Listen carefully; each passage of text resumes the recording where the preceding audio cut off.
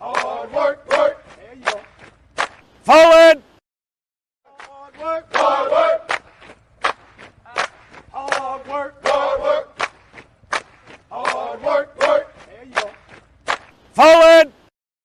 Hard work, hard work. Hard work, hard work. Hard work, work. There you go. Forward. Hard work, hard work. Hard work. Fall in. Hey, what's good? What's good? What's going on this one? Y'all know what it is. It's your boy, me, your man, Trey the Commish. And I got a couple of guests going on this morning. So, of course, me and the coaches have been chopping it up this morning a little bit with some of your favorite, those that follow military basketball, favorite coaches out there, favorite people that's out there speaking on it, talking on it, and engaging in it. So we got a little bit of a conversation this morning to pop off early this morning, a little content. A lot of people don't realize or understand the ambiances or the essence of military basketball has been going on. Hell, I'll be honest, 22 years in the military myself, 24, no, 22, I'm sorry, 22. And I really didn't pay too much attention to military basketball. Here it is, 7 to 8 years after the fact, and look at it now. So, you know what I'm saying? It's a lot out there. It is a time-honored tradition amongst service members. So we got something to talk about just a little bit. Of course, y'all are no strangers to who we got on there. T-Mo, of course, we know T. Morris, Eglin, coach, player extraordinaire, and of course, a highly decorated. Of course, when he speaks on it. He said he is the most highly decorated military basketball player, one of the most highly decorated military basketball players out there. None other than now walking the sidelines instead of being up and down the court. James Lewis, gentlemen, what's going on this morning? What's going on? Good morning. So when we look at this, right, I know a lot of this conversation is referenced as we get to bring in Coach Robert Shaw. What's going on, Coach Shaw? What's going on? What's good? What's good? So we was just speaking and talking about getting ready to get into it. So from my understanding, well, let's not do this. Right. Oh, go, matter of fact, go ahead, Coach. I forgot. I was go ahead, lead in, brother. Go ahead. Well, I'm just getting familiar with the military basketball and what all y'all do. So the first question I have is, I was a part of a show a week or so ago where the rankings was a huge deal. Why are the rankings so big? Yeah. Yeah, want me to speak on it? Yeah, go ahead. Yeah, so when you start talking about rankings, first of all, it's a part of the product that Mike Richton created in Texas, where everybody that gets these top ratings or whatnot get invited to a pretty exclusive tournament, right? Where you actually get the opportunity to boast being the best team in the nation, right? If you're not in that top 15 of these top rankings, then you don't have the opportunity to make that claim to fame, right? Issue is that you have programs now that has whole bodies of work. They work in 2-3 years to try to get recognition. And then we have basically a single entity that's rating everybody. And then some of them is based off of pretty decent research, and others is not. So then you got people being slighted who feel like they're doing all the work that they can to get their team to be considered like the upper echelon. And anytime you feel like you're putting work into a product and you're not getting proper recognition for it, you're gonna take it personal. So that's where that big buzz from these rankings is coming from. Mm. So one thing I know, in which of course I spoke to Coach Richardson a couple of times, in which he says for the most part it's based on, to a degree, it's based on it's entertainment, it's a value. So, but from what I'm hearing, Lou saying is basically like this is people in a sense livelihood when it comes into the military basketball, because this is our opportunity to get in and showcase in front of everybody. So the rankings are taking more into consideration and giving and y'all feel a certain way about it when you feel, especially if you feel a certain way. I know as we get to it, Timo has been has whether it's Cat or he's gonna say was just trolling, he's been on Lackland's head because he feels like they aren't viable. They don't have their resume for this year isn't speaking to what should be putting them into this tournament, and someone else is going to get slighted for the most part. But I want to ask y'all, gentlemen, what is just in general, what is the rankings to y'all? Like, what, you know what I'm saying, when y'all see it, what does rankings mean to y'all? Well, from our perspective, our rankings mean more, I think, to the players and the coaches. I think we're trying to gain viability to it. And that's nothing against Mr. Richardson's rankings. Mr. Richardson is trying to put trying to host a major tournament, and he's trying to find the best 16 teams to him. And what we're trying to do is let the coaches know out there, hey, other coaches and other players respect your product. We see what you're doing. We recognize what you're doing. And we just want to let everybody know that, hey, we see you, and we see what you're doing on the court. We see what you're doing on the floor. And we, and as a basketball community, we appreciate what you're doing. Mm-hmm. So, of course, what we have here is the coaches decide to come on with their own rendition of what they feel like would be the rankings, their top 15. So, looking at this list, right, and then we're going to do a side-by-side comparison and break so everyone can get a perspective. When you look at this list here, what was the mindset of how y'all putting them in? You can start from the bottom going the way up from JB Myers Henderson and going on up. Like why is it JB Myers is 15 compared to the National Military Basketball Tournaments, in which we'll have it up, the comparison up in a second.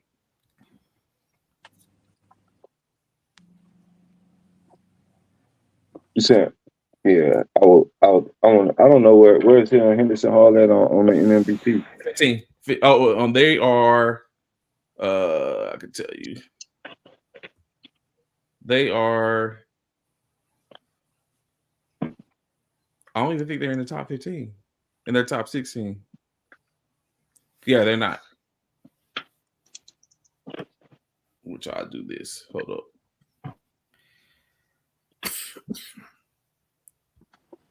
Okay, they're supposed side by side.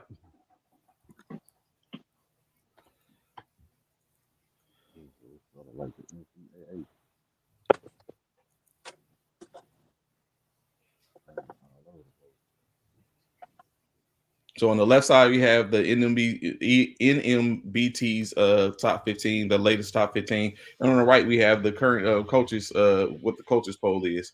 So, of course, a slight difference. Of course, that's 1 through 16 for the NMBTs, and then 15 for your guys. So a slight disparity, of course. Starting at the top, Pittman in at 4. Only one Hawaii. Hawaii's not even on y'all's list. Some things you look at. CMB for the most part. Riley is higher, four spots higher. So what's the difference in the disparity for y'all, the two lists which y'all have? Or like why? What was y'all's thought when you looked at it? Like, okay, this is where we're at. Fort Sam Houston, who has been very, very successful so far, a little bit, I guess, because I think they're like third or something like that in their conference currently. So what's the difference when you look at the two lists for y'all's making it to where Luke is second as opposed to the fifth in the NMBT, Cavazos is 14th in y'all list, they're 7th. Like, what's the difference? So what we did, we wanted to try to get a group, right? That will have coaches from all over the nation. You got Tebow C-Mac. You got we got Coach Johnson in Texas. You got myself over here in the WayMac. You got Shaw up in Colorado, and then we have the Pendleton coach out in Cali, right? Mm-hmm. So between these 5 people, you have an opportunity to see every single team that we consider in the top 25. So if we're going to speak on Henderson Hall at being 15, that'll be more of me, right? being that they WayMac affiliated. I would have them 15 simply off of their body of work over the past year or so. They're not really dropping games like that. And in the games that they are dropping, they're only dropping the people that we would be considered in our top 5. You know what I'm saying? Coach Red got a very disciplined squad. Every time they show up, they show up, they play at a very high clip. They're not going to go to a tournament and not finish well. I haven't really seen them go anywhere and not finish at least in the top 4. But with them being 15, they're 15 because we don't really know where they're going to travel. Okay. They're going to go somewhere and they're going to make noise. Wherever they will go in the nation, I'm absolutely positive because that's just their pedigree. But like I said, they can't really be any higher than that because we haven't really seen them play anywhere outside the WayMac. The best 2 opponents you would say that they play would probably be Fort Liberty and then us pretty consistently. So with those 2 teams being that high in our list, it kind of allowed them to slide into that 15 spot. But that 15 could be a coin flip. But right now, at this point, this juncture in the season, that's the reason why those guys is at 15. Okay. CMB pretty stifling, of course. Way. So why Luke at number 2 as opposed to their from y'all perspective? Is it based on their championship pedigree? Like why is that? Absolutely. Yeah, I could take this one. So we talked about it in our chat. Luke's pedigree, current undefeated record. Is just, and we looked at 2 and 3 in the other poll, and no disrespect to Fort Sam Houston, but they have a tournament team, and they have a league team, right? So either way, they're good and they're really good, but we still think Luke is better, and we still think Pendleton's better, right? As the season progresses, Fort Sam just went 4-0 over the last weekend, or 3-0 or 4-0 over the last weekend's games. So proving they belong. And when they get there, they could surpass Luke. They could surpass Pendleton. But Luke, great coach, great team, great players. They execute, and we'll see what they do this weekend. They can move up or down depending. Okay. In which I think they had the Luke team had a little break. So now, of course, they're putting themselves in. Now, of course, getting ready to get back to it. I know they played a game the other day against an organization which he said they learned some lessons. So that's going to go on. So when you look at Fort Moore on y'all's, Fort Moore is number 10, and they are number 6 in the NMBT. Why did you guys drop them further down, or is it just about the teams that's ahead of them?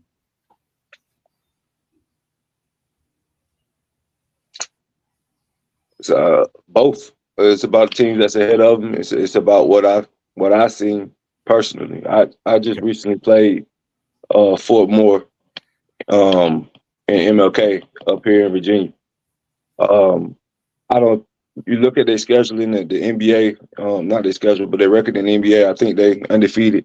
Obviously, they're the tops in that conference, but every conference has their nuances as far as being competitive or not competitive. We also have independent teams that we got to take into consideration. And then based off of what I've seen, as far as discipline, coaching, roster, it's hard to slide them out of the top 10. But at the same time, I can't see them being 6 based off of the way that our game went and what I've seen in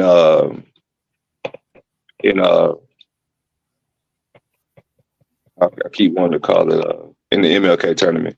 Can't remember the name. Greg Adams. So will they make noise with other people? I'm pretty sure maybe it's just a weird matchup or a bad matchup with us, but you can't really discount their body of work. But 6 to me is high when you have teams like Luke, Pendleton, Sam, CMB, Cavazos that's out there actually doing big things, getting big wins. Okay. So Coach Timo, Trey was telling me a little bit, he was mentioning it earlier about the Lackland squad. I see they ranked 13 on one side, but they're not on the coaches poll. You want to speak on that? Nah, I can't speak on it. I haven't seen Lackland play, but there's coaches in here that have seen Lackland. I just don't feel like they have the resume right now to be ranked as high as they are in the Nationals ranking. 13. That's saying a lot. No championships. Their biggest win is against Fort Sam. I don't want to speak too much on it because everybody think I'm hating on them. I'm not hating on them. I'm just stating facts. That's it. So yeah, I'll let somebody else speak on that. I know Coach Johnson isn't here. He has more insight probably being there, but of course, Lou or Coach Shaw, anyone could go off or even debunk. I mean, add to or take away from what Timo is saying when it comes to them. Is everyone feeling the same in reference to it? Because I know it was a conglomerate when y'all got together and put together this list. So I guess it's most likely that all y'all are feeling the same. Like Lackland currently doesn't have, and let's understand, no one is saying no one deserves to be on any list in the fact. It's just for content purposes. This is what we're looking at between two different lists, which was compiled. So I guess I could assimilate that y'all all feel the same. That currently, from y'all deduction, is Lackland doesn't have a body of work that should put them in this tournament. Not at this time, not at this point. I mean, anytime you're looking at a ranking, whether it's football, basketball, college, whatever, it's a working process. You know what I'm saying? It's going to continue to change throughout the year. So it's not that they're not right on the outside looking in. They don't have the opportunity to jump into it. But if you look at our top 15, we got 3 Texas teams. They're not the top 3 Texas teams. And it just is what it is. You got Fort Sam's probably the pinnacle of Texas at this point. Cavazos is probably a close second, and then West Texas. There's no way that you're gonna have 4 Texas teams in the top 15 teams in the nation, and I don't really see them being that much better than the guys that we have on here. Okay, especially when a lot of their players seem to have flipped. So of course, like we look at it, and so how much did your rankings give to the fact that some teams are independent, i.e. Hawaii Elite, at this point, Lackland, and of course Liberty, but y'all have Liberty pretty high at 5th as their 9th on the National Military Basketball Tournaments ranking. So how much leeway did y'all give, or less of that did y'all give to teams that are independent, i.e. like we just talking about Lackland, where you say their body of work isn't there, but of course they're independent, so they have to get games how they can. So we looked at it like we took each team not as an independent or as a conference team. You know, we all got together. We talked about it. We put our own individual polls in there, and we critiqued each other's things. And I'll tell you that we looked at each team on their body of work. I know Hawaii Elite's been a big conversation topic for us, and we just didn't feel like Hawaii Elite has played anybody yet. I know. And we've been reading that they've been playing college teams and great, but what are you doing against military teams? Right. And that's the body of work that we're looking at as coaches. So I think in the Chris Crawford Classic, I think they're coming. And so we'll get a good look at them then. CMB is going to be there. Pendleton, of course, is going to be there, and a few others. So, we'll get a good look at them. I think another one is, I'm looking down the list, is Fort Carson. Fort Carson's a very difficult team to judge. I see a lot of them here. I've scrimmaged them 4 or 5 times. They're a very good squad. Coach Ty is a very good coach. But for NBA league play, a few of Carson's players plays with CMB, which claims Fort Carson in the NBA. So they have a couple of the same players, right, that bounce back and forth. And then we'll get a good look at Fort Carson when they go play in the Capital Classic. So, it has nothing to do with independent or conference play. We just want to see you play good competitive teams. We want to see you do well, and then we'll base it off that. Okay. So one of the teams that I see on here that's I currently 12th on the NMBT's list, but 8th on y'all's Riley. I've been hearing a lot of things at Riley, hearing that they're a up and coming team. So is that why they got a 4 place bump on the coaches list as opposed to what was on the NMBT's list? Yeah, I could speak directly on Riley. I just played him this weekend, and Okay. I'll tell you, we had a 9-10 point lead in the second quarter, and I blinked and it was gone. Right? I mean, those guys can shoot. They can play. They're well coached. I think they have a Golden State Warriors kind of mentality. They went in. Granted, it was a little underhanded CMB team. They didn't have. They were missing a couple players, but they went into Peterson's gym and beat CMB. I know they didn't do well in the MLK, right? But CMB's quality program. Tinker's a quality program. They won those games, and I think Tinker's beat them once as well. So Fort Riley is an up and coming team, and I think we'll see a lot more of them as the season goes. Okay, so Coach Chimo, Eglin, 13 on yours, and then not in the top 16 currently in the NMBT, but still in the actual rankings, I believe. So is Eglin a 13th seed for 13th rank at this point?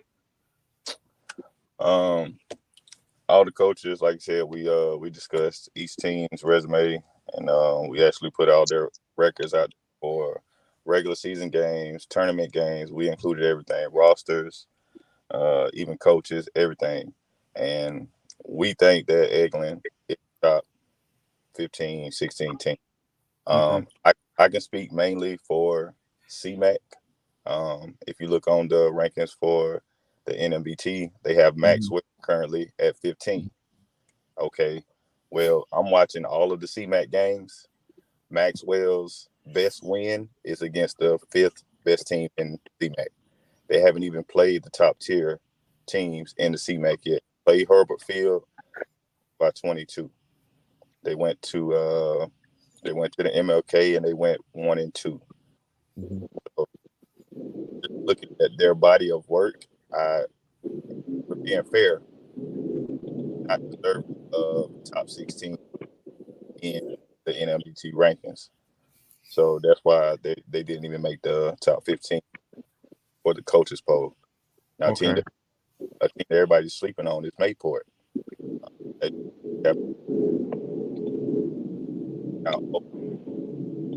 won 6 games straight in the conference. So now they're 6-2, and they just got runner-up at the MLK. Of course, they lost to us. Good body of work, good coach, Coach June down there at Mayport. He really has those guys playing hard, playing together. And even at the MLK, he was missing his starting point guard. His point guard was Floyd. So had his point guard been at that game, it might have been a different outcome. But they still made it to the championship game, still fought hard, and we ended up only winning by 3. So that's why we have Mayport as a top seed out of the CMAC. Eglin and Herbert are right there neck and neck. Went off win percentage when we was looking at those two teams to see who was the second best team. And Eglin just beat Herbert in the MLK. So that took into account too. But hey, it's still a long season. We still got 10 games left in CMAC. We actually play against Herbert next Friday night. So things could change. But right now, top 4 teams in CMAC in order: Mayport, Eglin, Herbert, Maxwell. Okay. So how heavy was records in this for the most part? Because as you said, some teams haven't played other teams yet. So was y'all decision? Darian with the Luke boys, did y'all's decision in y'all poll, did the records weigh heavy? Somewhat. I mean, you got to take records into account, but not really. Like when I was doing my rack and stack, and what I shared with the other coaches was everything that I was considering. Won their records, yeah, win or lose, whatever. It always depends on who going to what gyms or what tournaments. Like Coach Johnson just went and played his NBA games with 6 players. Uh-huh. There might have been 6 players that wasn't hitting on nothing, and it might have been L's that they took. So I mean, your record's important, and he didn't lose with the 6 players. So I mean, which gives him even more reason to be 4 on our poll. But your record's important, but it ain't all of that, right? The other thing that we looked at is the championships that people done got as far as these tournaments. The different MLKs that's held around the country, the different tournaments that Joe Halls, all that stuff that people go compete in. That's when you get an opportunity to see these independent teams actually go battle it out, and iron sharpens iron, right? So you get a chance to evaluate based on that. And then all of us that's in here are familiar with all services basketball, all armed forces and whatnot, and we know that those guys are considered to be the cream of the crop. So you look at rosters as far as armed forces, all services players, and current. And I think between those three, you get a pretty things, you get a pretty solid idea of what you're looking at when you're talking about that program. All that goes into what we're looking at. Is just definitely not just the records, because records don't tell you everything. You got teams that's hot, you got teams that's cold, but it's a complete body of work when you look at all of that. Okay. Of course, like I said earlier, Coach Johnson isn't here, I guess, quote unquote, to defend his honor. So I get, like y'all said, talking about Luke, but basically in between the two polls, Johnson took a 2-point compared from y'all's poll. Fort Sam Houston, I'm sorry. Fort Sam Houston took a 2 ranking drop on y'all poll compared to the NMP, the National Military Basketball poll. Okay, he's in the comments. What was the of course he was a part of the committee. Where did y'all how did y'all come about that? I'll be interested to know. You want me to speak on that too, Rob? Yeah, you go ahead. You take that one. All right. So you look at Fort Sam, what they're doing right now. They making noise or whatever, right? But look, like what we first said about Luke and Pendleton is you gotta take into account this championship pedigree. Okay. These dudes, they lost. They took like 3rd in NMBT last year, and then right after that they went and won an NBA championship. They haven't lost this year yet. How can you penalize a squad that hasn't defaulted yet and is still on a upward trajectory, so to speak? You know what I'm saying? I can't take a team that was number 3 in NMBT, then go win their conference championship, and then push them down in the rankings for somebody who is up and coming. That doesn't make sense to me, and that's not fair to that program. I would say the same thing with Pendleton. You got Pendleton that's basically the All Marines team that just went and won gold down in Georgia. They've only lost once, and they have a championship on their resume too this year. Mm-hmm. So, like, if you really think about it, how can Fort Sam deserve to be put over Luke or Pendleton when neither one of those programs have defaulted yet? They're doing exactly what they're supposed to do, and it's at the same clip that it was at before. So it's no shot against Fort Sam. It's just you got the math, got a math. You know what I'm saying? And I believe Coach Johnson had his team when he did his individual poll. I think he was at 4 as well, or 5. Okay.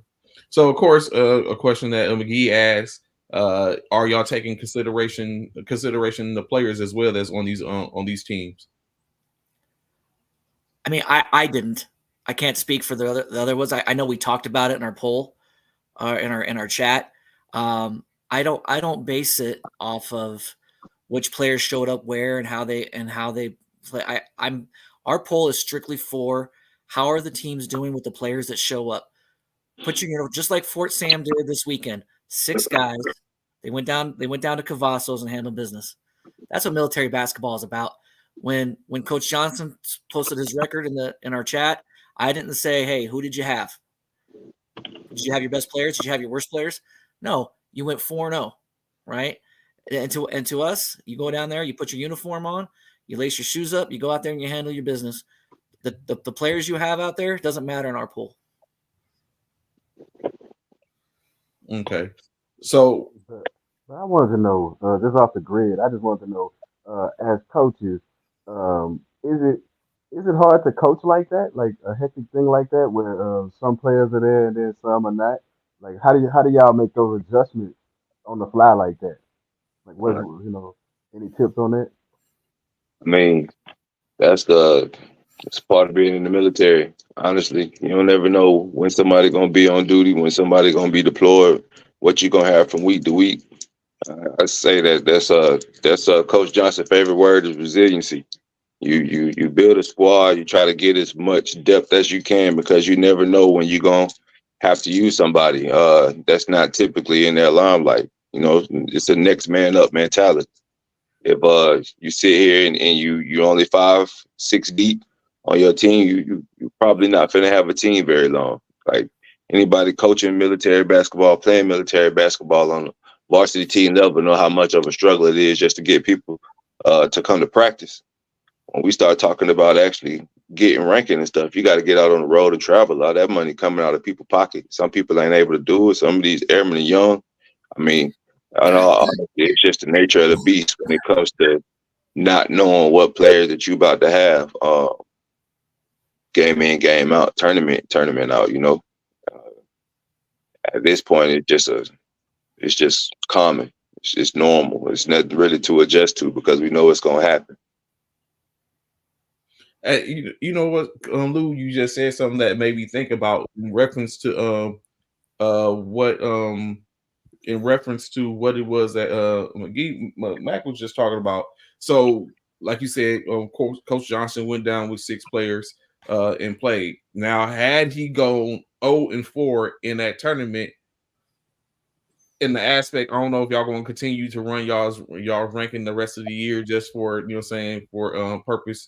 But had he went 0-4 or 1-3 in his this past weekend at Cavazos, because he only had 6 players, regardless of the particular player, does that get taken into consideration in y'all's rankings? No, he still took L's. Like, okay. It's not going to be so much that it'll drop him out of the 10 or whatever. But the team is only going to be as strong as their depth allows them to be. Okay. Like 6 players is 6-7 players, still 6-7 players. So, for instance, we about to go down up to DC this weekend to play. I think we got 7. Mm-hmm. Typically, we got a full bench. Do you think I expect to lose any of those games? We about to play Henderson Hall on Sunday, twice with 7 players. I don't expect my ranking to change. I would expect Fort Sound to go and produce the same way that we expect to produce. Should they take a L? Yeah, you're missing a top player. It is what it is. Similar to what Timo said about Mayport losing to Eglin in the championship. It was missing their starting point guard. It's still an L. It's still gonna keep them from jumping CMB, Cavazos, or Raleigh. You know what I'm saying? But it's not enough that it's gonna degrade their body of work. If that makes sense. Okay. And I think that's more so what I was looking at. Like, does it, like you just said, is a degradation, or on the opposite side of it, if you go down and win with 6 against some top tier talent, does that lift does that potentially help or lift the ranking, or is it taking consideration? Does it have a heavy weight? So I see, of course, at number 1 in both polls, Langley Eustace. Is that so? Listening to the conversation in reference to Pendleton and Luke, and as far as it goes with y'all polls, why was it that y'all why was Langley number 1 overall? Because it's us. No, I'm just saying. Nah, we ain't dropped nothing yet. At this point, we're still on the same trajectory as Pendleton and Luke. And if you ask my opinion, well, ain't even ask my opinion, it's proven that at the end of last year, NMBT and in the Battle of the Shields in Orlando, Langley was number 1. and Langley ain't did nothing to fall from number one yet. We've only played in 3 tournaments. We won all 3 of them, and we've only had one loss the entire year, and I was in the Battle of the Badges against that Liberty team that we got 5, ranked at 5. So even the loss that you took wasn't against a substandard team, and it was an open roster tournament. So I mean, I don't know if anybody could really justify Langley not being number one. Okay.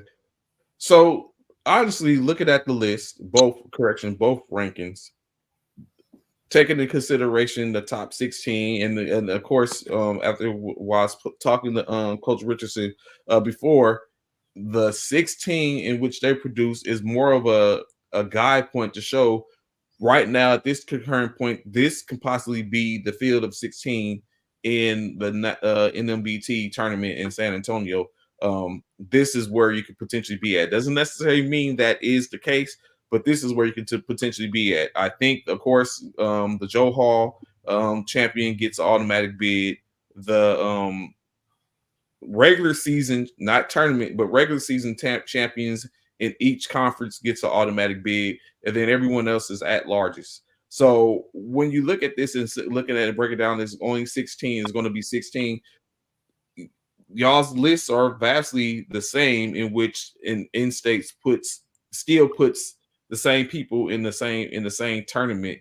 But of course, like you said, so does it in this case when we talk about the National Military Basketball Tournament, in y'all opinion, when y'all look at y'all list compared to theirs, some of the same teams are still in the top 15 as in your teams, give or take a couple here and there. Is there really a problem with the ranking from the National Military Basketball Tournament? I mean, I don't know. So, I mean, I count 6 teams different out of 16, right? That's still a hefty percentage of teams that are different. You know, as far as the NBT goes, I am not, you know, I met Mike Richardson for the first time last year when I went down as a CMB assistant. I have nothing negative to say about how he puts on a tournament, his rankings, or any of that. I'm just here. I think we're just here collectively to talk about how the coaches view the teams and how the coaches view the state of military basketball. And I do believe it is different. It's a different take on it. Like I said, we don't have Scott on ours. We don't have Hawaii Elite. We don't have Maxwell. We don't have Eisenhower. We don't have Carson. So I mean, there is a difference. But I'm not the guy to critique Mr. Richardson's tournament. So at the end of the day, the NMBT is the NMBT, right? His rankings is the rankings that he want to have as far as the teams that he views as being. So we totally different entities, right? And if you really want to give his man his flowers, or give Mike his flowers, nobody gave a damn about rankings until he started putting them out, right? So this is a monster that he created on his own, and that's when I say it, I don't mean it in a negative way, but he put it out. People started paying attention to it, and then they started basing the legitimacy of their programs on what it is that he was putting out, because everybody wants to compete against the best. The only way that you can compete against the best is to either be at the NBA championships, where everybody in that conference comes, or go to NMBT, because the NMBT is the only national competition besides Battle of the Shields, which is going into its 3rd year this year, that allows independent teams as well as conference teams to go compete to see who is actually the best team in the nation, you know what I'm saying, under whatever those parameters are. So, I mean, when we're not paying anything or doing anything as far as the NMBT is concerned, there's not really much we can say about his rankings, right? But because of the buzz that's been created by teams wanting to see their name on that list, legitimizing their body of work, legitimizing everything that they've done over the last 2-3 years for the most part, because we all know programs ain't built overnight, right? Correct. That's why we started That's why we started getting in communication to try to get a coaches poll out, like Rob said, to let people know, we see what you're doing. This ain't biased. It's not one single person. It's not a single entity. It's 5 coaches from all over the nation that have seen every single team that's on here or not on here, with the exception of Hawaii Elite, which I'm absolutely sure we'll see at the Chris Crawford tournament, and then we'll adjust where they're at on this list accordingly. But that's it. We can't really dictate what goes into the NMBT. All we can do is say this is what we see as our 16. It's no different than college football championships or whatever. And then they got their own AP poll that's separate from what the gives national to that play. Exactly.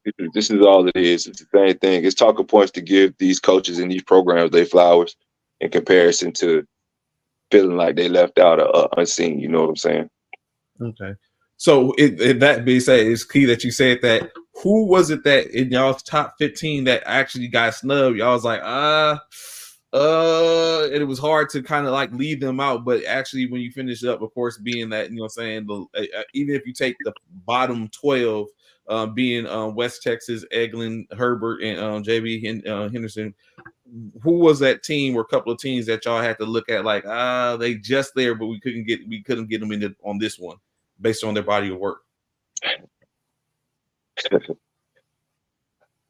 I don't know if I could say anything for real, because we really didn't have we really didn't intend on putting 15. We wanted 10. But we was arguing and going back and forth about who should have been in 10, so we had to extend it from 10 to 15. Okay. So like we already bent the knee to get the 15 on there. And only program that I personally had a consideration was Eisenhower. But it was a moot point to even talk about it. That's just me personally. But as a group or the collective whole, I don't know if it was any. Rob, did you have anybody you thought should have been in that we left out? I mean, my team, but other than that, no. I think we were pretty tight on all 15, right? All it was a matter of how we rack and stacked them. And all I really did for that is I took everybody's poll. I numbered them 1 through 10 at the time, and then I did the averages, and that's how we came out with the 10. Then we did some finagling up and down, left and right, and then it was 10, 11. We just kind of looked at it from there, the body of work for everybody else. We did talk about Lackland. Coach Johnson is not wrong. I personally haven't seen Lackland play, and that was, if Coach Johnson was on the call, he can explain all that. But I don't want to, like Timo said, I don't want to speak on Lackland because, like I said, I haven't seen him play. But for the most part, I think everybody on our top 15 is everybody was in agreement with. I would argue Fort Carson when they're as a tournament team. I'd like to see them play together this weekend or at the Capital Classic. I think they could be up there. Other than that, I don't remember any. So I seen Coach Ty and Carson at the Joe Hall. I seen them while they was down here. Coach Hollins in just the chat.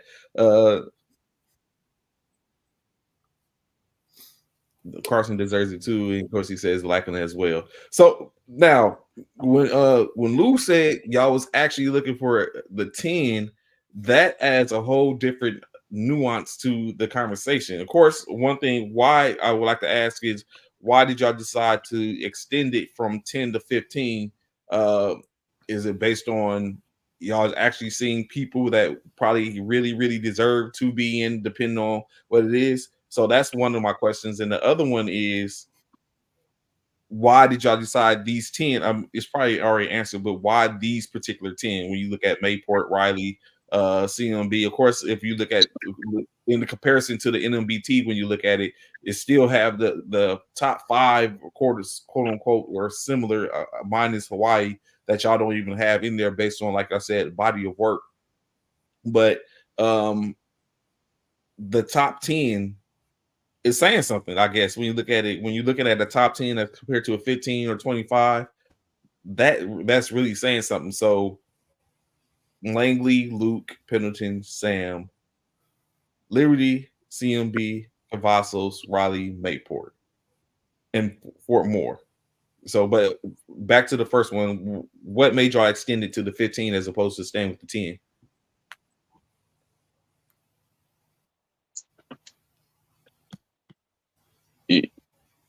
It was all right. So we jumped into this into the 10, and then as we started trying to rack and stack and get down to who was our 10, it was almost impossible.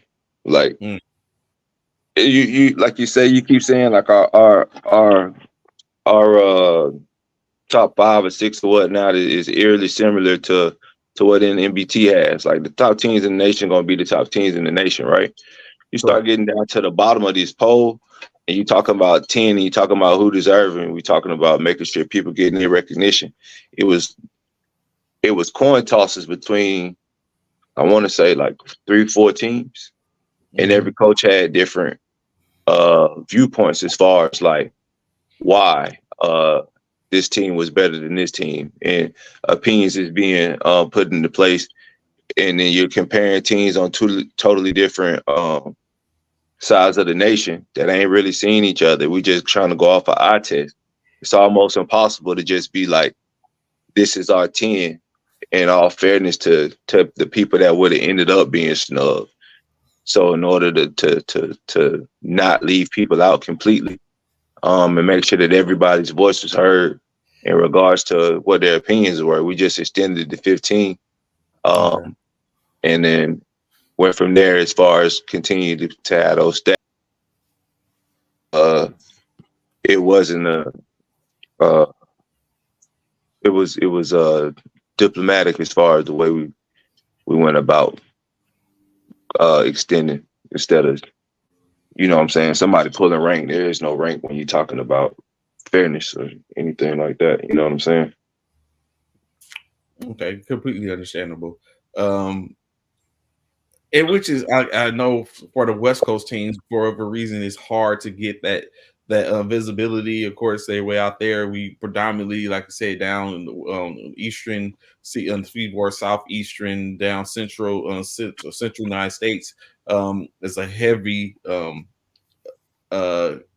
exposure. So, what do y'all think? How do you think what do you think could be done to help to where there's more visibility, so where, like I said, Lou in Virginia can see Miramar and on the western part of the western side of the United States? What do y'all think could happen to help this? I think a good thing to do is to have coaches start streaming their games. Whether you have a team Facebook page, in the NBA we use an app, and so I do my best to stream all my games for everybody. If everybody starts streaming their games however they want to do it, I think that'll give a lot of visibility, because everybody watches these games. The big thing is, when we were watching the All Military, we were just trying to figure out who was streaming the games. And, thank God for Mr. Perry, who was streaming all the games for us. So if the teams would stream their games and get it out there, everybody could see everybody play. I think that's the best way to go. Okay, of course, the same thing. Jason Laficiano, of course, USC, USMLBL, and I think Pac West commissioner, a tri-commissioner. It says the same live stream, but of course, Coach Cal, or Cal, I know he's not coaching currently, but everyone knows Coach Cal said it shouldn't be about trying to predict who would be in the top 16 to make the NMBT. It should be about what you're currently doing. I think that's what causes so much drama, or guests' attention if you're thinking positive side, and that's just want to create views after putting out your eye test ranking? And so we don't really. I don't care who's gonna be at the NMBT. That ain't my tournament. Mm-hmm. Who's gonna be in there? Who's gonna be in there? That's Mike Rich. Talk to Mike. What this body of work is the same thing we've been saying the whole time. This is based off of what they're doing right now. That's why Riley number 6 right now. Riley one of the sole teams that haven't won he one of the only teams in our top 15 that hasn't won a championship, right? Or been runner up. But they stay there based off of what they just did last week, which was knock off CMB that was supposed to be number 2 or number 3 in the poll. So if we're looking at what somebody's doing right now, that's what they're doing right now. We're looking at Mayport, that's on a 6-game winning streak in their respective conference. They're number 8. Like, I mean, they're number 9, my bad. But you see what I'm saying? It's not a matter of us trying to dictate what somebody. Why would I try to dictate something I can't control? I'm not on that committee. I'm going in competing in that tournament the same way that everybody else is. I don't lace them up. We're gonna shoot it out. But it's a big difference between what he doing over there and what we doing over here. You know what I'm saying? And it's definitely taking into account what they're doing, what these teams are doing right now. It's not worried about dictating where they're going to be at the end of the year. And that's also the same reason why you don't see Hawaii Elite in our top 15. Because we don't know what they're doing right now. I've been overseas 10 years and I've played a million German teams with my base team and beat the brakes off of them because they were German teams, or Japanese teams on island and we beat the brakes off of them because they was Japanese. There's not the same as playing a top team in the nation or a stateside team. And it's not slighting Hawaii. We just don't know who they're playing. So how can I give you credit right now? Okay. And Coach Cal wants to make sure that he shows that he agrees with you, Lou, with the rankings, the coaches' rankings, of course. On the right, he said he came in late and saw the rankings on the left as a comparison. So now Coach Hollins has a question. If a team doesn't travel, does that factor into your coaches poll? Absolutely. How you? Wow. Why would it not? I'll tell you, like we seen Lackland playing a lot of tournaments in Texas, right there at Lackland or wherever. As long as you're playing games, to me, right, I would love to see you travel. I would love to see you go and see how well you travel and see how well you play on the road. But if you're playing games, to me, I mean, and that's the great thing about this coaches poll, right? We all have different opinions, right? To me, if you're playing games and you're playing a lot of games and you're playing a variety of different opponents and you're winning and you're performing well, I think that goes with the poll. Mm-hmm. So, and this is like Rob said, this is the reason why the coaches poll is dope, because I disagree with Rob. Mm-hmm. you can sit in the same city all day, and you can play these same bums and keep busting their head, and you're gonna have a great record, and it's gonna look like you're an amazing squad. And then when the iron meets the road, when the rubber meets the road, you're gonna get ran out the gym. Us Langley, we dealt with that specifically when we was playing with Coach Tommy and Kev before we came in and basically switched the team around. We was playing the same teams in the same locations and looked undefeated. And then we went out to nationals and took 3 to the head, go home. When you ain't traveling and you know what I'm saying, you're not going and finding these real competitions, people not getting real competition and people not getting that opportunity to actually see what you got or what you're doing, of course it's gonna impact the way that I view you. Who are you playing?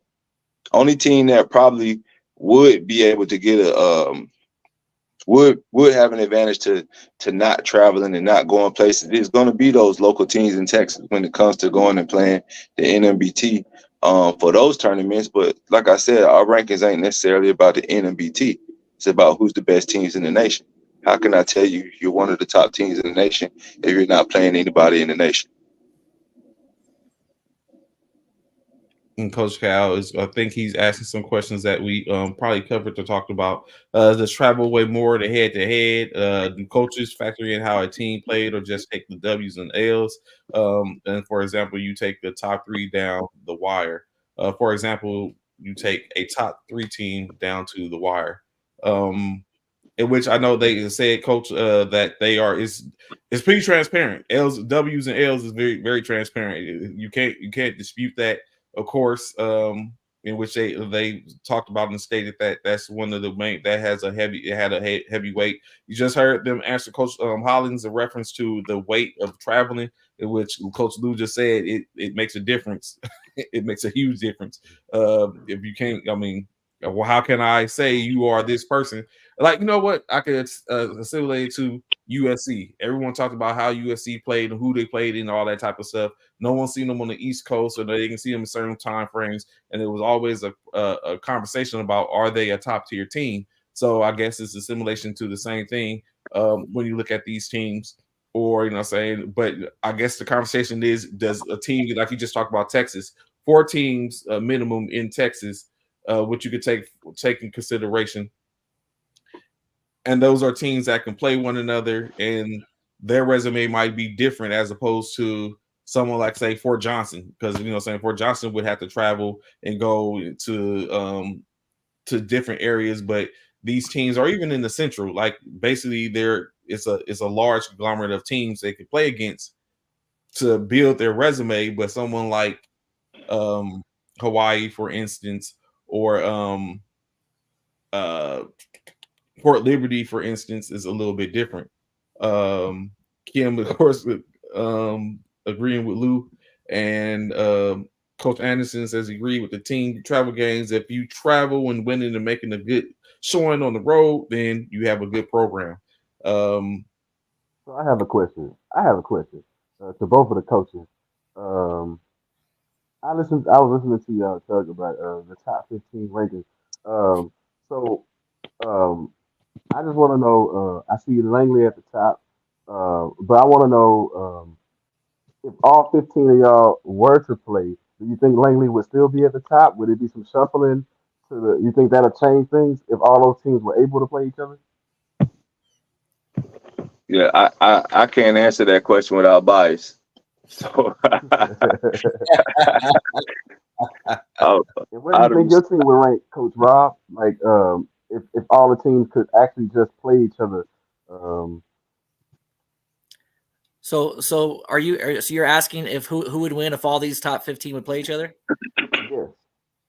Like, who y'all think? Like, where do y'all think y'all teams would stack up? Like it is a chance to be biased. I mean, you're a coach. You coaching the squad. Like, I was going to say bias just into the chat.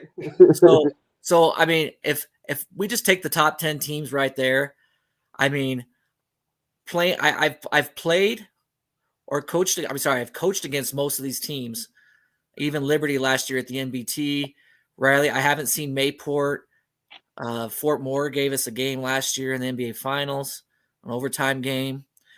And I'll tell you, and I coached against Langley as well last year at the NBT, and Luke in the NBA Finals and Pendleton. So I think these teams, if they come in one tournament, I think any one of the top 7 teams can win it. No. Right? I always give the edge to a seasoned tournament team like Langley, like Luke, that can come in and they've been there before and they can battle and they can grind and they have good rotations and they have great coaching. I'll always give that edge to those type of teams. But I think any of the top 7 teams could pull it out.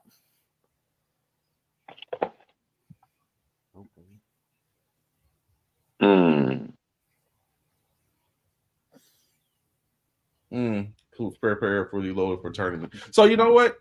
Coach Cal brings up a good point there, right? The tournament, which of course, everything when it comes down to championships for the most part are tournaments in state, because you have to it has to be picked apart. Everyone has to be picked apart, played, and so everything in state is tournaments. How much does that go into y'all polls as well, the tournament wins, or is it just basically a win is a win, whether it's seasonal tournament? Because some of, like we said, some of these teams, unfortunately, their conference isn't strong compared to some of y'all's conferences. Isn't it strong? So does the tournament aspect get more weight in state? It does to me. Okay. That was a part of what I had said when we first started talking. When we was talking about the sole 2 teams that haven't won a tournament is only Raleigh, and Liberty, right? Yeah. But it's also taking into account runners up. That's the reason why Fort Moore is still in the top 10. They got 2 runner ups, so they made it all the way to the championship game and whatever respective tournament they was playing in at that time. Everybody else on this list has won the tournament. And then like you was just asking about with the traveling and all of the other stuff, these tournaments is when you actually see teams get opportunities to play squads that's not in their conferences, that's not in their teams. It's just region. Like we had Scott come all the way out from St. Louis or wherever they're from to Virginia to play in this last tournament. We got an opportunity to see them play. You know what I'm saying? Fort Moore came all the way up here from Georgia. We got an opportunity to see them play. These teams we don't necessarily see unless they traveling. So like it brings legitimacy to the tournaments that these guys is coming to, whether it's in state or not in state, so on and so forth. Like the question that y'all had asked about Lackland or whatever, right? You have a team like Lackland that ain't going nowhere, it's not playing because they're independent, they can't afford to, whatever the case may be, right? But they jump in the tournament in Texas. And the tournament that they jump in Texas got Fort Sam, got West Texas, it's got Cavazos, it's got these teams that are ranked in the top 10, right? Well, now you get an opportunity to assess what Lackland doing against these teams that we have that are considered to be upper echelon of the nation. That gives them an opportunity to change their ranking, gives an opportunity for us to see what they do when they actually playing quote unquote juggernauts. And then it gives more of a validity to the rankings that we're putting out. You know what I'm saying?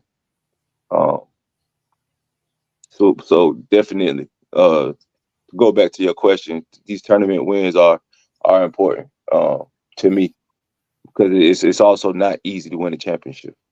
Okay. Something else that just I was sitting listening to Lou speak.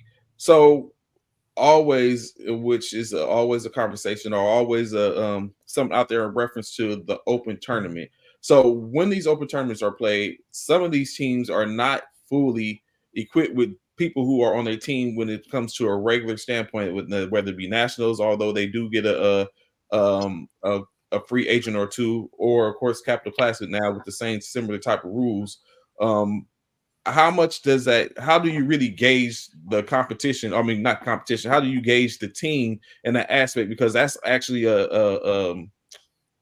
a microcosm of what the team is. Because you bring in 2 players that don't play with them on a regular. Does that really play a role in reference to, in your opinion, when it comes down to ranking those teams? And why does it, for the most part, when there's not actually on a team? My opinion, and I'll let Lou go on this, is because I've heard this debate about open tournaments, pure rosters. To me, like if we're ranking you in this environment, right, we took it all into consideration, right? We didn't I mean, like I'll take Coach Johnson's team, right, and he can speak on this as well. So I'm not telling you anything that's not already out there. Correct. He's won tournaments with a free agent or 2, right? Mm-hmm. And so that's why he's number 2 on the list. He's number 4 on our list because, yes, he's done that, but he's also gone with his pure team, and he's gone down. He went down to Cavazos and went 4-0. Okay. So to me, I mean, we take it all into consideration, but open tournament, pure base tournament, to us, to me, to me, I'll take it all into consideration and make, and break it down into a single point and come up with my ranking, right? Because, when you go to NBT, when you go to Capital Classic and these tournaments, you're going to have free agents, go forth, but a majority of your team is still your team. Okay.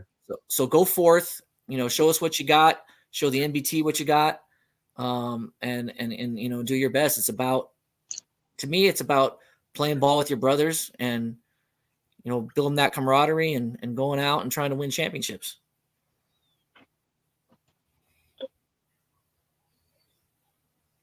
What was your real question again, Trey? My bad. Oh, I'm trying to make sure I'm understanding what you're asking about the open and closed tournament. I was asking basically, does the open tournament have a heavy weight at all, or does it take in consideration when you take in consideration that yes, they're playing, the free agents aren't on these teams necessarily, and you're basing the team off with these wins that, like you said, there's a great portion of the team that is the team, but then you have the free agents, like say at the Capitol, or as well as at the you have the free agents that are at the Capitol as well as at NMBT, and then is that a heavyweight, or is that weighted at all in your opinion, or what's your standpoint on the open teams as part of the process when you talk about these rankings? In regards to the rank, I mean, it depends on what your end goal is, right? Okay. If we looking at trying to have these squads play, and we ranking them as far as like best programs in the nation, we're gonna get arguments all day long about free agents, about pure rosters, about whatever. You know what I'm saying? If your end goal is to be considered one of the top teams in the nation, the top programs, and we're competing on an open roster type of tournament, then it is what it is. If it's not, then you will need to have a pure roster. It's going to be dictated on, the parameters of however these teams are going to see each other. When we take these rankings when we take these rosters into consideration, I'm giving more bonus points or whatever you want to call it to a team that I know has that pure roster, that regardless of what tournament they go to, whether it's open or closed, that roster is going to be predominantly the same than somebody else that's rosters changes fairly consistently. You know what I'm saying? Because you never know what you're going to get, and everybody has their different opinions on it. But that's just this. That's different. Open tournament's an open tournament. We done went to open tournaments and won them with pure rosters. I feel like the pure roster that you have, it gives us a bit of an edge because we know exactly what we're gonna get. We're already jailed, all of that stuff. That another team that's just picked up 2 or 3 random people that they don't know exactly what they do, where they like the ball, the pocket they like to catch it in, where they sink to off of drives, things of that nature. It's things that you get in continuity from having pure rosters that you don't have from having open rosters. But then you also just got point blank different makers on open rosters that make other teams good. So like it's pros and cons to both. I don't feel like either one of them is going to change the way that I rank teams. But if I know that this 7 players is consistently on this team all the time, and it doesn't matter what the parameters of the tournament is, I'm going to see them 7 to 8 players, but they're going to be higher on that list than this team that I know is going to come with 3. And then they're going to fill in. You know what I'm saying? Okay. And of course, you see Coach Cal's comment: open tournaments prove individual players' ability to hoop and coaches' ability to coach and or manage a squad. Of course, his thought is the base team represented gains nothing. They are additional opportunity to play, basketball and gain experience. Don't mean you shouldn't participate. You just shouldn't factor in all performances in these tournaments in rankings. So, T-Ro, enter back into what do you think of that aspect when you look at the open tournament and the pure teams and rankings or giving teams that speaking on the legitimacy, is that where you as a coach during the polls, where did you line that up as?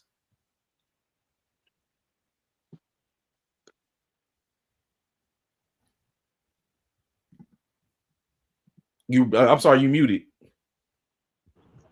My fault, man. My fault.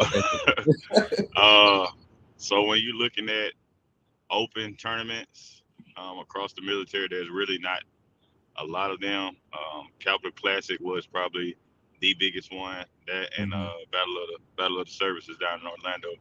But for the most part, all these tournaments, you have teams bringing pure rosters. Then they may add, maybe 1, maybe 2 guys. Me personally, if you're bringing 80% of your team, like Lou said, those 7 to 8 guys, if you're bringing like 80%, then those guys are the workhorses. They're putting in the work. Why would you not recognize that in the rankings? But then when you got those teams that they're throwing in guys from 5-6 bases, and they only got 2 players from their base. They just got the base across their chest. Then why would we recognize that? You have to take all that into consideration. But with that being said, for those guys that are going to open tournaments, they know what they're going to. You're going to an open tournament. Absolutely. So you really can't complain about what you get into, because you also have the option of not going. If you don't agree with what's going on at an open tournament, then just don't go. Simply don't go. But like I said, if you got those teams 80% from that base, why would we not include them in the rankings? Okay. So speaking on the Capital Classic, of course, as if you watch or pay attention to follow the NMBT tournament page, he gave a list of what the rundown is currently. I know some of y'all are playing, so y'all already know who's in there. But of course, at least 1, 2, 3, 4, 5, 6, 7, 8. 8 of the players, 8 of the teams in the NMBT are in there. Of course, one Langley ranked at number 1. At number 10, Fort Carson. At 22, Herbert Field. Number 13, Lackland. At 16, Eisenhower. At 9, Liberty. At 2, Fort Sam Houston, JBSA Fort Sam Houston. And at 18, JBM Henderson Marines. And then other teams that are not there: Camp Lejeune, Greg Adams, Dover Air Force Base, Fort Myer, Bethesda, NSA Bethesda, Wright Patterson Air Force Base, Fort Belvoir, Seymour Johnson, and NSF Dahlgren, and Minot Air Force Base, and CBIRF. So a field, I guess, a huge field. Has it been released yet? Who you playing with? Their coach Timo? Because I ain't see Eglin, so I'm very sure you're not going to miss the opportunity to go get your get it in. Or is it still out? Hey, I'm playing for whoever Lackland playing against.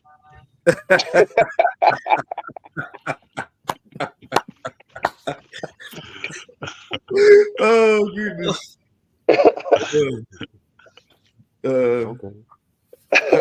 Coach Cal said, "Fellowship and hooping never turn down an open tournament for rankings. If you can afford it, go as many as you go to as many as you can." So of course, he's it's crazy. So what's funny is, it's a lot. that whole week after those rankings got released, and Timo and his conversation has been interesting. So I can understand why he's like, I'm not gonna speak on it. Him and Hollins going back and forth in reference to, and then so what? This is a little off topic, but what was funny was, was it Snow? Was it you and Snow that did y'all live? Yeah. So when you and Snow did y'all live, and Coach Hollins got on and y'all had a conversation, I thought it was all figured out. Everything was taken care of. There was, there was a understanding. And then the rankings came out the following day.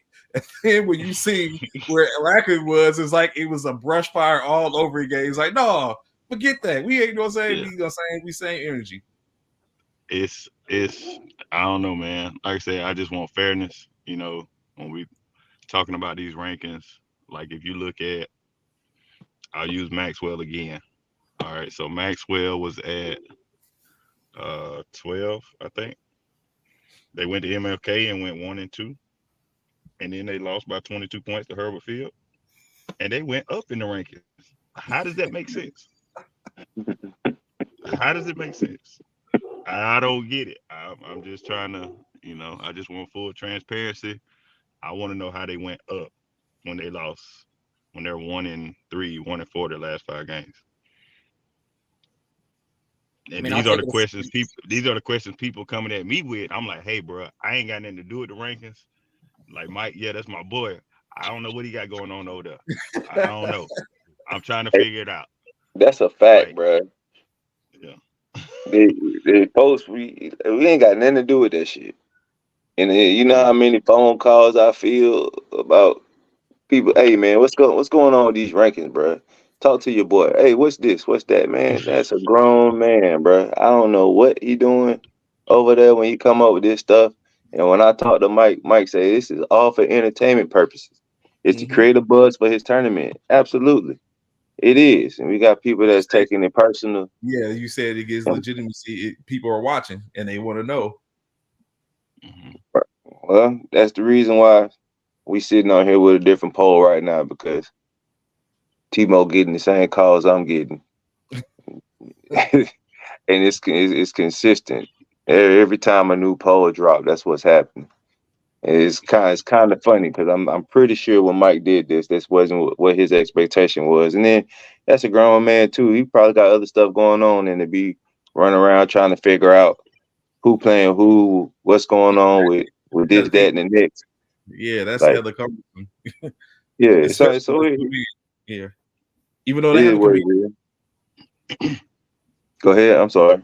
I say they have a committee. Technically, they have a committee. I'm very sure they come up and have a single. I'm not saying that. I'm just saying they have a committee because it's posted. It's posted on his page. His committee. So I ain't never seen a one person committee. I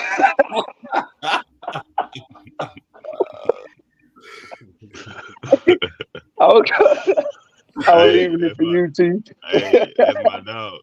Mike, my dog, but I ain't never seen no one person committee. Dude.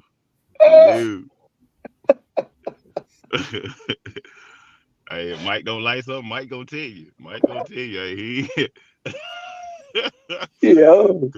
yeah. Committee? Nah. It's a dictator. It's a dictatorship over there. Oh man. I thought we weren't going to speak on this. So Timo can't help it, man. He can't help it. Just people. It's like Pookie. So I mean, but but I definitely wanted to say that shout out. It was a good thing in which for y'all to sit up and kind of like get together. And at the point, it's a perspective. I was just on the podcast not a couple of days ago, which you talk about perceptions and perspectives. So it's a perspective. I was getting the coach's perspective, as you say, from 5, same ports of the region to where you giving it, where it has to be a situation where y'all get together and y'all talked about it. Like you said, y'all had y'all different ingredients. As Coach Jay says, right is right, but y'all had y'all disagreements. Y'all had a conversation in state. Saying cool, everything prevailed, and y'all put it in perspective from y'all standpoint. And Richardson has a standpoint. Is a tournament in which he has developed, and saying it goes along. And I know one of the things he even said, I can't remember.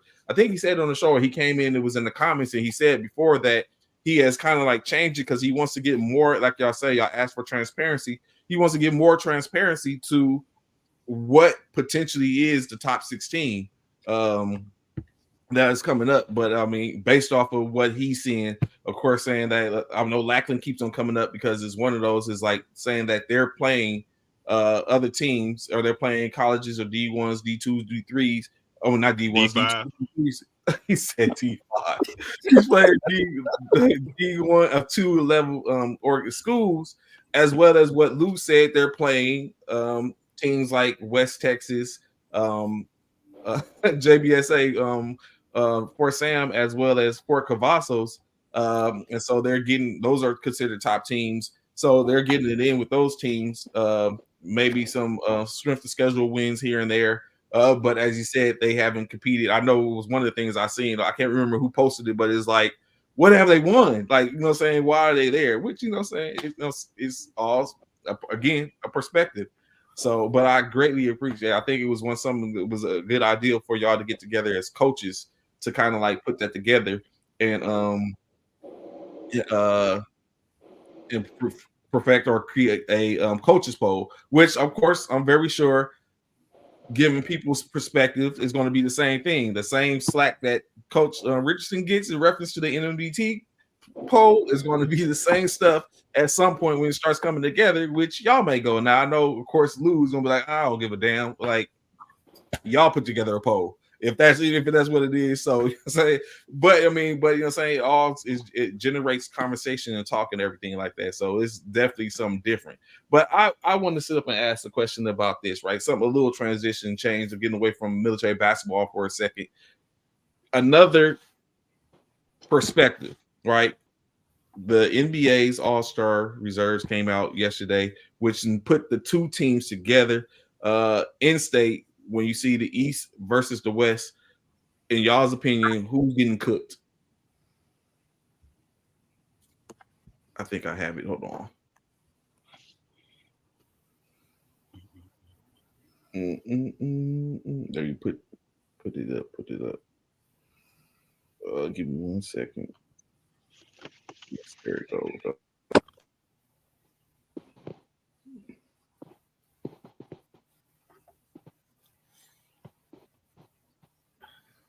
Here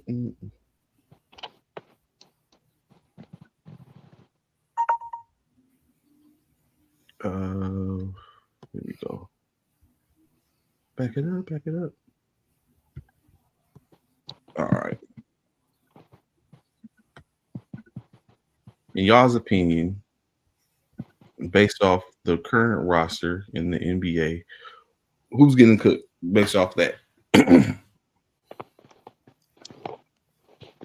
Oh, the East. Easy.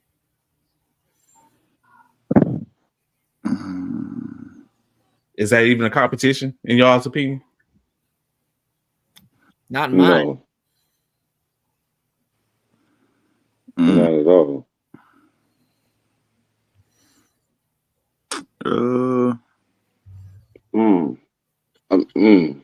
No. It's tough. I'll say Jason Tatum, Jaylen Brown, probably Shai and Edwards. Them four guys are gonna maybe Book. All them guys are gonna approach that game like it's a real game. So they try to support it. So whoever had a better game out of those guys. I mean, after the Celtics got cooked by Austin Reeves last night, they better come out and do something. So you know what, Rob, you bring up a good point, right? So true enough, LeBron, AD didn't play last night. Lakers was able to knock off the number one team in the NBA. With that being said, are the Lakers? I don't know. Coach Cal was gonna say something about Luka. Say he ain't playing hard. Is the Lakers a better team when they're not playing? Absolutely not. No. How can you say the Lakers are a better team without LeBron and AD? I mean, you see that jersey behind me. I'm a lifelong Laker fan, and I'm going to tell you that I think the Lakers have better ball movement without LeBron. LeBron's ball dominant. But when you give other players the opportunity to excel, just like military basketball, when you don't travel well, you give other players the opportunity to excel, and the other team doesn't respect them. This is why I always tell other coaches, respect the team until they give you a reason not to. Last night, the Celtics didn't respect Austin Reeves, Rui Hachimura. I think D'Angelo Russell had 14, 15 assists. They didn't respect him. And for all intents and purposes, they got the break speed off of him. I know it was only a 10, 11-point game, but the Celtics were favored by what, 13, 14 points? Yeah. I won money on that. So, Slick, I know you're not a big LeBron fan. You're Michael Jordan dominant. But what do you think about, and this go for everyone else, what do you think about the ideal of trading LeBron away from Laker Nation? It doesn't matter to me what the Lakers do right now.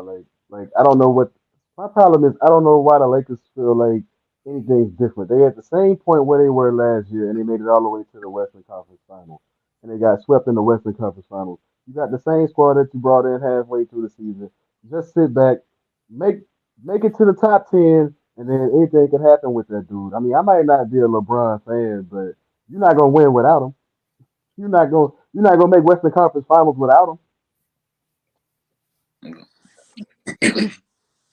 Mm. Lou, you got a perplexed look at it. Is that you feel the same way or you feel differently? I don't think it got nothing to do with basketball. Brown is Brown, but yeah, he obviously one of the best players in the league or whatever. I think that the amount of revenue that he brings the Lakers alone is enough that he won't leave until he's ready to. It ain't got nothing to do with wins and losses, in my opinion. It's about dollars and cents. You know what I'm saying? I think that's the reason why he there, and you won't see him get traded away. Is he a great player? Yeah, he is. Will they win with him? No, they will not. It's just my opinion. But And it it's is what okay it to is. have a wrong opinion. Yeah, well, we'll see you at the end of the year when he in the losers column, as usual. I mean, for me, when I look at it, I think it's the same thing, the Kobe effect. Like that was the same thing with Kobe. Of course, he didn't want to get rid of Kobe, he didn't want to send him on his way, but he wasn't doing anything to really help the squad. So I think that's the same thing. I feel like it's the same thing where LeBron is at currently. Like, it's like, do you want to keep him?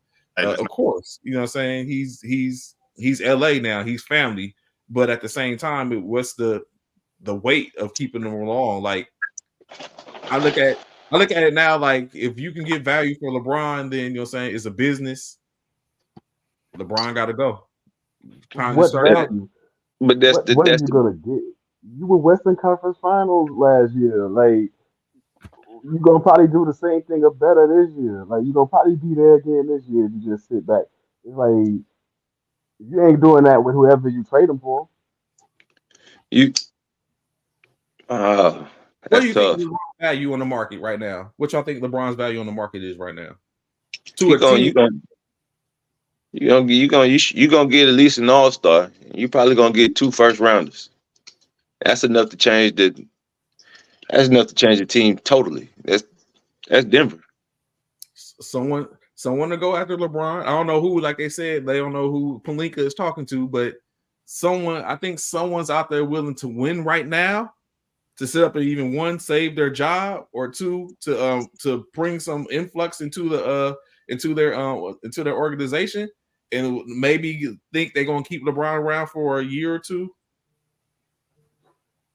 What the hell? So maybe you think they're going to keep LeBron around for a year or two. I think someone's willing to take the flyer. It's just a matter of if that value is enough. Like Lou just said, an all-star, to bring in the all-star or someone just to bridge. Because technically, you still got AD. I mean, although I might think differently of AD, you still got AD, still got D'Angelo, still have Austin's young. You got Rui. So it's still people there that can probably make a difference. So I just think that I'm not too. Hell, let him go. I felt the same way about AD.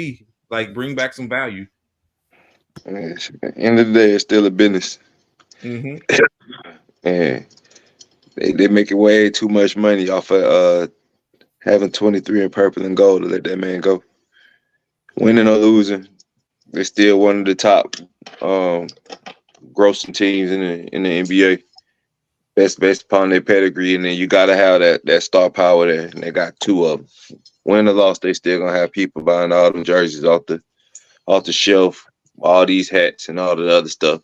And then go back to your point about Kobe. It's a big difference between having a player that's been in the same organization his entire career and then having a mofo that's just flip-flopping from spot to spot. So I wouldn't even say that they should respect him the same way they respected Kobe. That's 2 totally different calibers of individual. When you're talking about just in general, I ain't no disrespect to LeBron. I think he's a upstanding dude. I ain't never heard him in trouble, nothing like that. But in regards to a franchise and respecting the player, showing that homage to an individual that's giving something to a franchise, he don't compare to Kobe at all. You know what I'm saying? Two totally different wavelengths. With that being said, right, going back into military basketball, have y'all as coaches, I know some of y'all, or even as teams, because some of y'all are just going from team to coach, or from being a player on the squad to being a coach now, or, you know what I'm saying, still in both roles. has there been people on your team that has fit that bill to where it's like they're there and they're still on the squad, and you know, saying they're kept around for the most part for as a veteran presence, but they don't work the same way. Have y'all experienced that? Dealing with that right now. Right now. I've noticed. So one of my OGs, Larry Haynes, I played at Maxwell. Now I'm playing with him at Eglin. He got out of the military 10 years ago. He's a vet. Still putting time. He has a full-time job, but still putting in the time towards the program when he doesn't, you know. And we got these cats that want to hoop these days, but they don't hoop the way we hoop. Okay. The big drop off from, you know, when I was airman hooping to these young hooping now. They take more pride in intermediate than they do the base team. Okay. So it's having that vet team is definitely needed. One team that comes to mind, Herbert Field. So Herbert Field, they've lost all vets last year, BCS. So now they're team all year.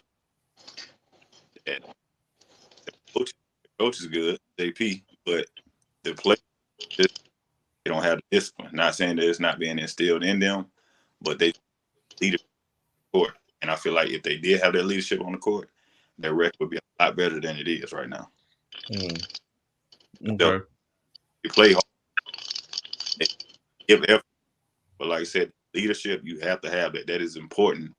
At the court, at the locker room, it goes. Look at Udonis Haslem. Wow. This man not even playing any games, but still in the league. Mm-hmm. Like I said, you need that type of player in your huddle. So I think it's important in military basketball. And there's a few guys out there still doing the same thing. You know what I'm saying? I'm falling into the OG category now. I'm 35, and so I'm doing my due diligence by trying to get back to the young airmen, trying to school them, trying to teach them the game, how we play the game. You know, just preaching to them that, hey, you got to stay in the gym if you want to get better.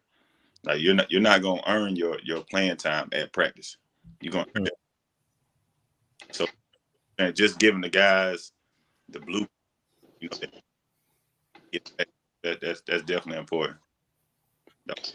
OGs, we got to do our part. And I'm pretty sure it's one of those players on each team out there.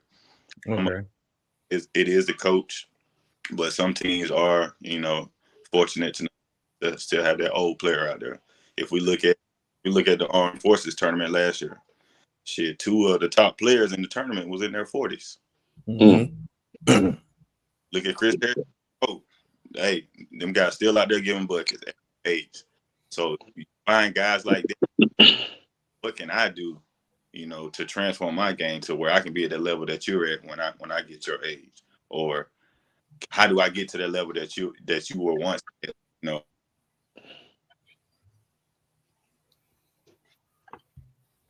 Okay. Oh, Lou, I see you look like you had something to say on break on that. I mean, everything Timo said was pretty valid. As far as the strength that having a savvy vet brings to your program, right? But you also got to take into account like this military basketball, and we ain't getting paid to play.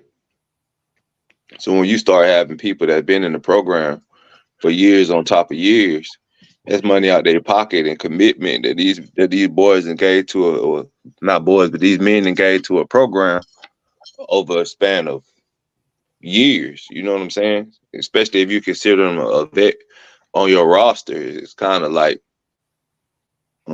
absurd to go out and be like, I'm gonna replace this dude with somebody else that I don't know what I'm gonna get from him. Like one of the main things that we talked about earlier on was consistency in the program. and teams having like that solid 7 or 8 that's gonna show up every day. Well, I know when I got this vet that's been doing this 4 or 5 years, I know he's showing up. I know what I'm gonna get from him. I'm not worried about him calling and telling me he's not gonna make this tournament or pull up to this game where I can replace him with somebody who might be more skilled, you know what I'm saying, younger, have a lot more upside, but don't share the same commitment that he shares, you know what I'm saying? The life of a program is only as strong as the blood that you pump into it. If you pumping bad blood, your program gonna go down the drain, you know what I'm saying? So like it's not just what they bringing as far as teaching, it's what you getting as far as making sure that you can to keep those studs in your program and make sure it stays stable. You know what I'm saying? Duly noted. Coach Shaw? I mean, I don't really have that problem, or gift, however which way you want to look at it. We started Peterson's program basically from scratch. Okay. I think last couple of years they played in a couple tournaments, haven't won a game in like 4 years, 3-4 years. We came out and played in the Veterans Day, went 0-3. MLK, we went 1-2, but we're 5-3 in league play this year. I think we're like 19 on Coach Richardson's poll, right? Play C&B tough every year, but I got nothing but young men on my team. I have 2 Air Force Academy grad lieutenants that if one could play Saturday, one could play Sunday because they're on space crew working. Mm-hmm. So, I mean, these young men, they're dogs. They get after it. They play hard, and they get mad when they lose. But, you have to start. I think I got one guy that's 32 years old. But other than that, everybody's young, and everybody comes to practice and we're building on something, but we don't have a huge veteran presence. Okay. So yesterday, one of the latest things that came about is the Memphis Grizzlies went ahead and traded Steven Adams to the Rockets for Victor Oladipo and 3 second-round picks. In y'all's opinion, who won that trade? Well, who's going to win that trade? Because Stevens is out for the year, so he'll be back next year. So looking at Stevens being available from the Rockets next year, who won this trade in y'all's opinion? That trade's a wash. I mean, both of those guys they both stay injured. I mean, Oladipo, when he's healthy, I mean, he's going to get you 20. I mean, he can get you anywhere between 15 and 25 a night, right? I mean, back when he was younger, I think a couple times last year he was able to do it. But, I mean, that trade's a wash. I say it's Memphis, just off of draft picks. You don't never know what you get. You got 3 of them. You got 3 opportunities to strike gold. You know what I'm saying? That's it. Oladipo probably he ain't finna change nothing. He injury prone, like Rob say, and then you got Adams that can't play for the whole year, right? So yeah, what's he gonna do other than go in there and teach these boys how to prepare and whatnot? But like any OG that play the game like like we do, people don't listen to you unless you out there doing work too. He just gonna be the old man in the locker room until he go out there and hit somebody in the mouth, and then they be like, "Oh, okay, he still got it." You know what I mean? So this year ain't finna. They're not finna get nothing out of Adams and the Grizzlies ain't about to get nothing out of Oladipo. But what they did get is them draft picks, and it's been some pretty significant second round picks that people then pulled out by doing their due diligence, and is basketball is worldwide now. You find diamonds in the rough all over the place. They got 3 opportunities to hit goals. Like them lottery tickets, in my opinion. Okay. What are you about to say, Coach Snook? Well, I was just gonna say I agree with that assessment of Oladipo and Adams being a wash. But and I do agree that the draft picks might be something. But what I wanted to mention about the Memphis, even they've been disappointing to me this season. I thought they would have still played a little bit better than, or been a little bit better than what they are, even with Ja Morant missing 25 games and now being out for a long period of time with the injury. Probably most of, I think, after the season, I think, with that injury. But I thought coaching wise, Memphis had grown a little bit, but I see they still the same Memphis Grizzlies. Like, nothing changed.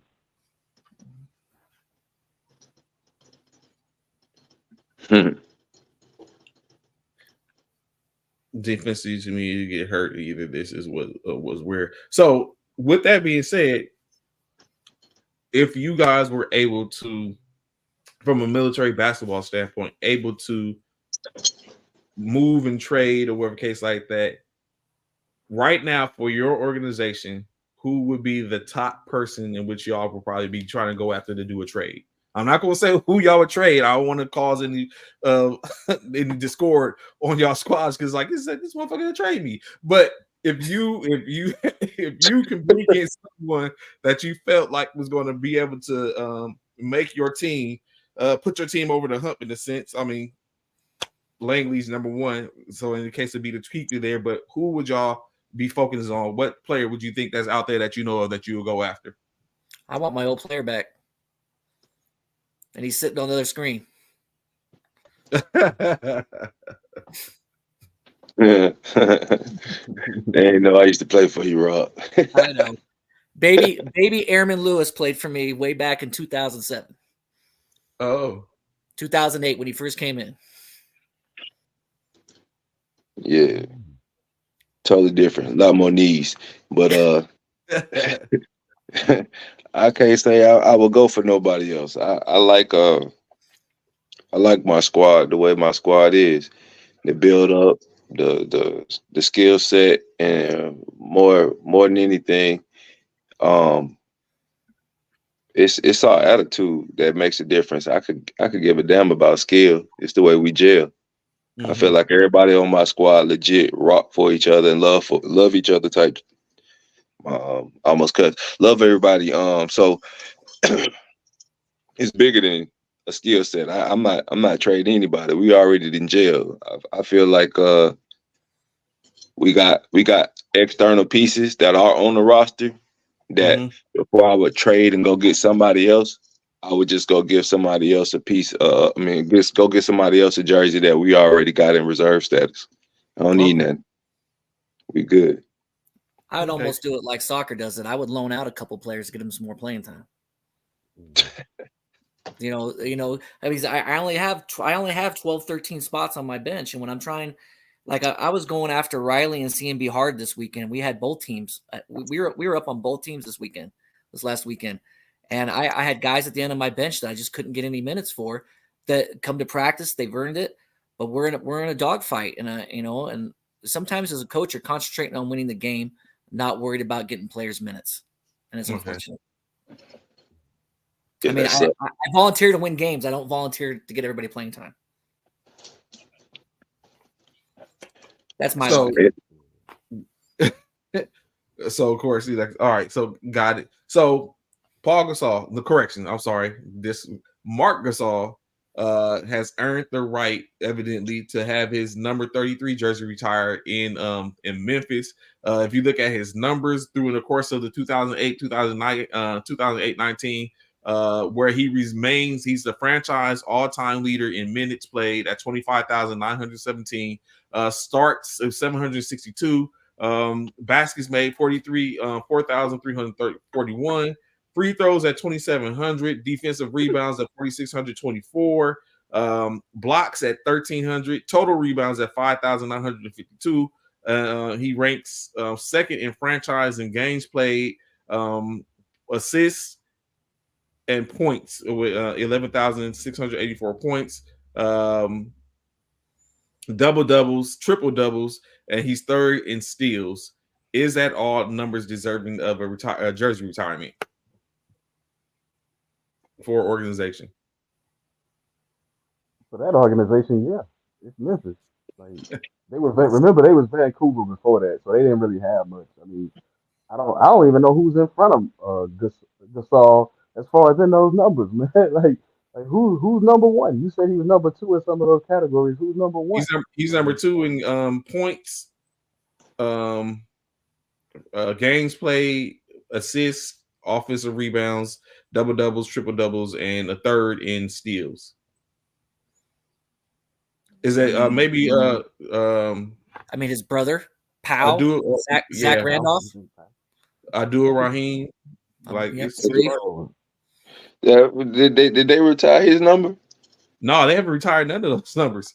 Yeah, in all honesty, he don't. Yeah, what were we retiring the number for? Like, what did he do other than? Hey man, you give me a lot of playing time, I'm gonna put up a lot of numbers. Mm. Did he transform? Did he transform that franchise? No. So no. I mean, you return the number just to say you want to throw something up in the Raptors. That's cool, but for real, no. Like, what is he? You know what? He brings up a good point because he had to leave. He went to Toronto to win the championship. Right.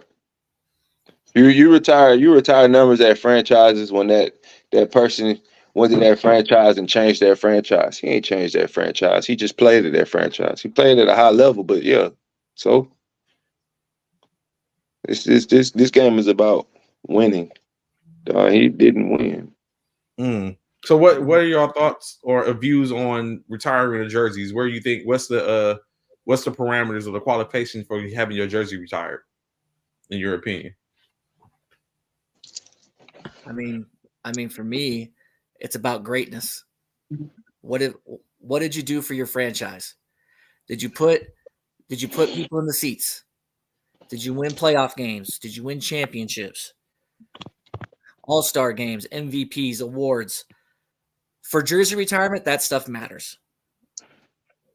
I don't know because we just did this. We just had this conversation about Udonis Haslam, who really ain't done much with Miami as far as numbers, stats. You know, he was on the 3 championships, but and he sat on the bench for a lot of years or whatever, coming down the stretch. But his number went up in the Raptors. So I don't know what the criteria is nowadays because it seems like this is what they do now. Like I'm not sure if I'm cool with the Mark Gasol thing, like I said, but it's Memphis. You don't really have much to base it off of. I mean, Memphis ain't really won much throughout, historically. So yeah, and Udonis Haslam doesn't deserve to have his jersey retired either. Mm. Like I say, it's what did you do for the franchise?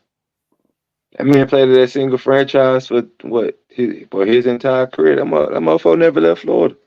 He went to high school in Miami, went to Florida in Gainesville, went back to the Heat and played his entire career. Took pay cuts. We don't know what he was doing for that locker room. I think Udonis Haslam getting his number retired is far bigger than numbers. You know what I'm saying? And I mean he got championships. And like the 12th person on the bench contributes to championships the same way the top 5 contribute to championships. I just don't see that from Marc Gasol. Mm.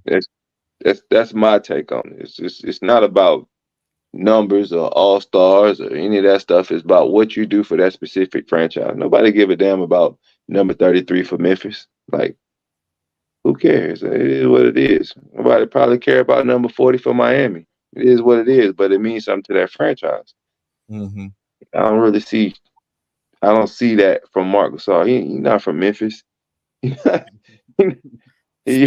He left to go get a championship in Toronto. Like his numbers is his numbers. He just showed up and went to work. Like same way I put on a uniform and go deal with the BS that I deal with for the last 16 years. The same thing that he did is just he put on the jersey and was going in the locker room. That's the way I see it. Mm. So with that said, is there anyone based on what y'all said currently on y'all team that is deserving or that you've seen that has been a part of one of the organizations in which you have been a part of or are currently coaching that would be deserving if you can hang Raptor jerseys up in Raptors that should get their flowers? The man to my left. okay. I ain't been. No, listen. He's just not my friend. You know, we've been to battles together. We went to Vegas together for many tournaments. Man has gold medals, and I'll tell you, coaching him has also been one of the greatest pleasures of my coaching career because he's humble. He listens. Doesn't matter how much. I tell my players all the time, and including when I coached him, is it doesn't matter. You guys have all this much more playing experience than I have. I learn from you like you learn from me, but he's humble. He listens. Even at this point, we still call each other. We still talk about, what do we do here? How do we do this? Who are you playing? What's your strategy? The man's a walking basketball encyclopedia. He's won everywhere he's gone. The man deserves a spot in the Military Basketball Hall of Fame. Okay. Appreciate it. Lou, anyone you know of, what we say? You talking overall? Or you talking like from Rangers? Like what you even won, you play with, or you currently in someone you play with, or you currently coach? Play with or currently coach? Would you like? Yeah, that's someone who's, if we could put a jersey up, that definitely would do it.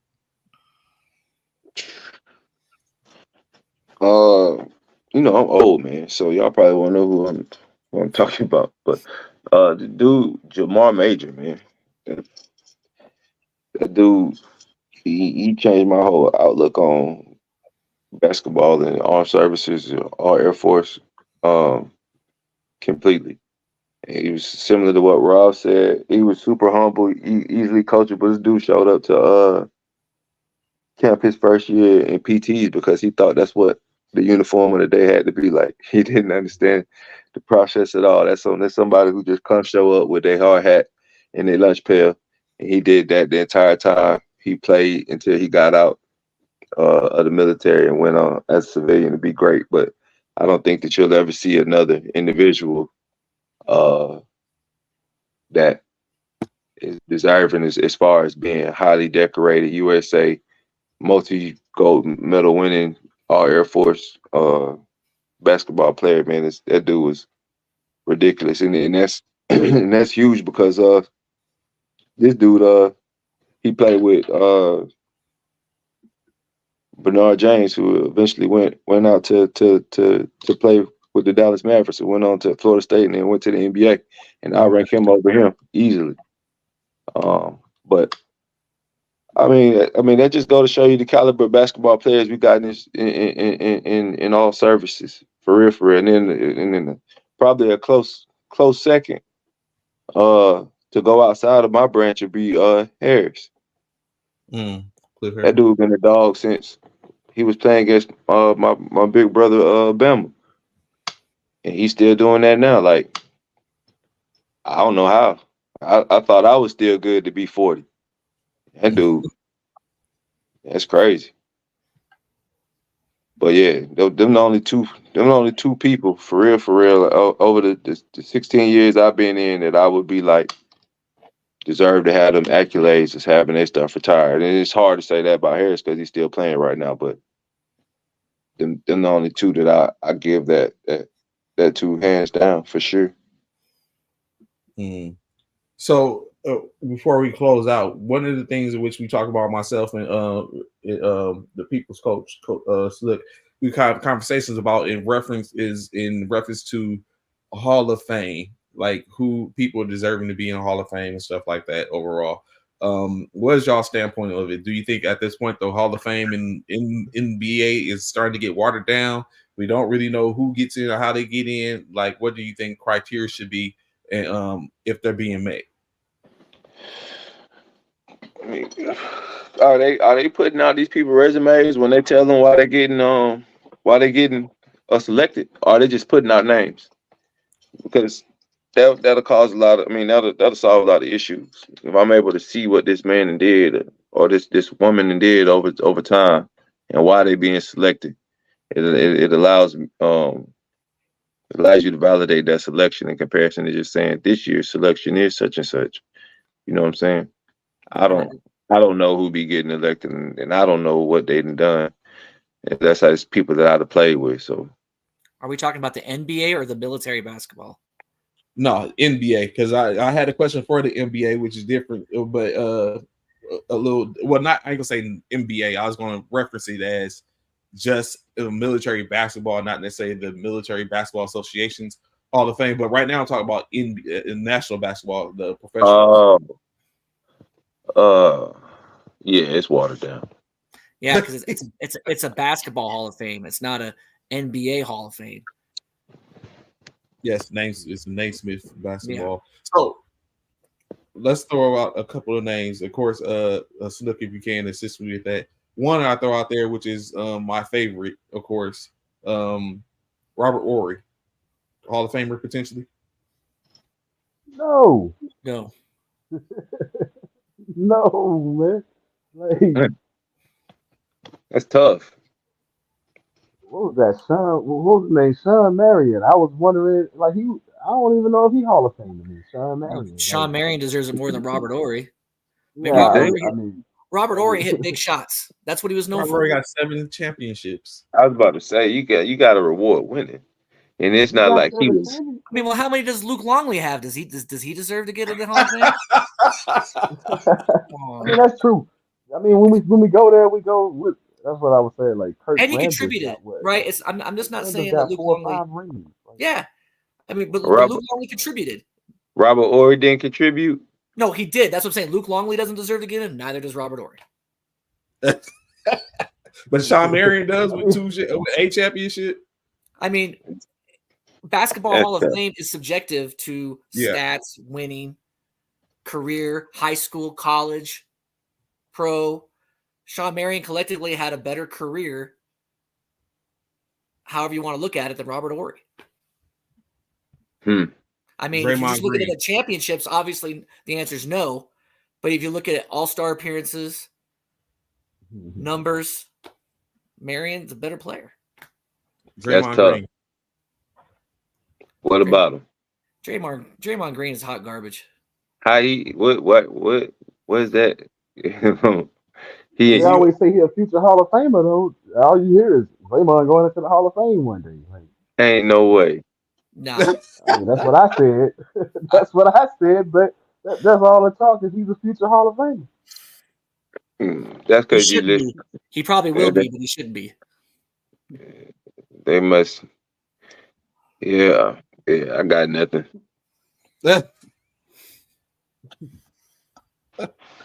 Oh, gracious. Who else is out there? James Harden. Yes. Harden scoring wise, he's gonna probably be, one of the best by the time he's done, right? Like he already one of the best as far as scoring and assists. So I think Harden gonna make it. Why? I got the same. I'd have the same questions with Harden as I would have with Horry. What he did? Goodness gracious! I mean, I don't know. He led the league in scoring like quite a few years. You know what I'm saying? It's a big difference. It's like they don't all have rings that's in the Hall of Fame. It's like Charles Barkley was a 2010 dude. He in the Hall of Fame. It's like certain ones you got the resume to be there. I mean, it's like James Harden scoring alone. Like I don't know where he ranked right now, but when he finished, he should be at least top 10. But I'll say this: the Clippers won't win a title because of James Harden. Exactly. Nobody will win a title because of James Harden. It's easy to be a leading scorer when you leading in shot attempts too. Like he ball dominant. He got the ball all the time. Not to mention they also changed the league. They also changed the game to help him get more shots up. He's supposed to be leading the league in scoring. That's like comparing somebody that played without a shot clock to somebody that played with a 15-second shot clock. He letting that shit go. And he travels every time he touches the ball. I mean, he changed the game as far as like the way he played, which is dope as far as being a student of the game and manipulating the rule book to see what you can and cannot get away with. A lot of the stuff he's doing is legal, but Hall of Fame, no, I can't say it. Of course. It's no wonder why T-Mac is in the Hall of Fame, so that goes without saying. Let me see if I can think of one more that would be an interesting one. Okay, let's go with this one. Early in his career. Is Luka right now, if his trajectory continues, is he a Hall of Famer without championships? Absolutely. Yeah, if he keeps playing the way he playing, That's a like, no-brainer. he's gonna be up there scoring and assists as well, man. He's gonna be at the top from where his projections are right now. Depends on how long he plays, but Is My the bad. same thing? Oh, you Uh, good? Go ahead. no, I had a phone call. I didn't know if it had came on y'all phone on the stream or not. But that's all. Okay. Two more, which is probably easy ones. Giannis Antetokounmpo. Hall of Potential. Fame? Yeah. For sure. yeah. For sure.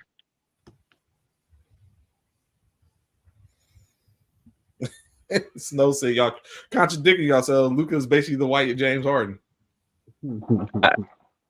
I didn't say Luke. I must have been on my phone call. Y'all said Luke. Y'all said Luka going to the Hall of Fame? If he continues on his current trajectory. If he win the chip.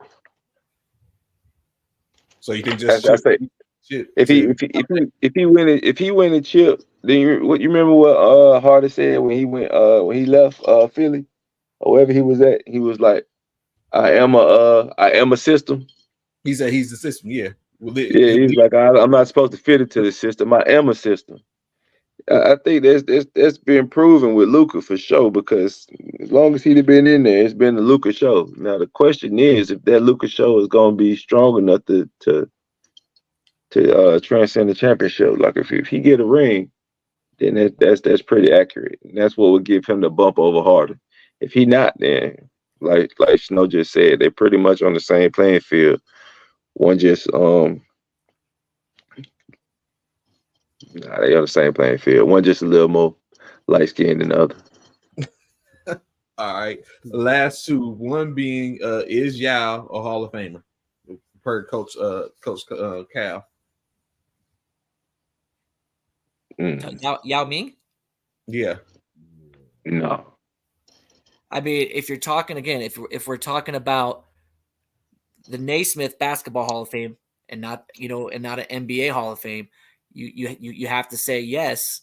Because as a player, because he's in the Hall of Fame, but as a contributor, as a contributor influencer, is he a potential? Should he get a nod as a player?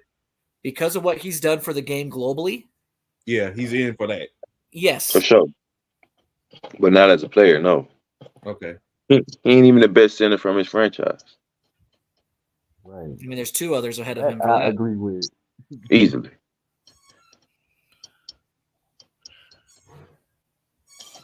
All right. And then the last one, of course, Nikola Jokic. Hell yeah. Yeah. Easily. Triple double, man. I mean, I live in Colorado. I'm tired of hearing about him, but the man's legit. Did the championship validate and legitimize? Absolutely. Yeah. He cool, man. Like, it's dope to watch the man play. Like he make it so that fat people can go be like dogs still. Like I ain't gotta be like jumping out the gym and flying up and down the floor to still be a problem. That man, he look like he just drink Colt 45s, smoke blunts, and go to the gym and work people out. Like he look like he's super average but very efficient at what he do. Like it's so dope. Watch this man play what he do, and it's nothing over the top. He just plays the game correctly. It's almost refreshing, honestly, because everybody out here on this and one stuff and doing stupid things and selfish basketball players. This man's definitely not that. But you know, people from humble upbringings carry themselves differently and play the same way. But yeah, he absolutely a Hall of Famer. Okay, so Luka gets the nod. So That's basically all I have for today, man. I greatly appreciate y'all coming on today, coaches, and giving your perspective, of course, to in reference to this thing in the military basketball. It was a perspective. They have the coaches poll. Is it expectancy? Is there an expectation that we'll see the coaches poll coming out every week until the end of the basketball season this year, or is that just something to put out there and that was a one and done? I think we talked about every couple of weeks after a set of majority games. So I think after the Capital Classic and the Chris Crawford, we'll probably put another one out. But we'll talk about it. We're also looking for more coaches to get their opinion.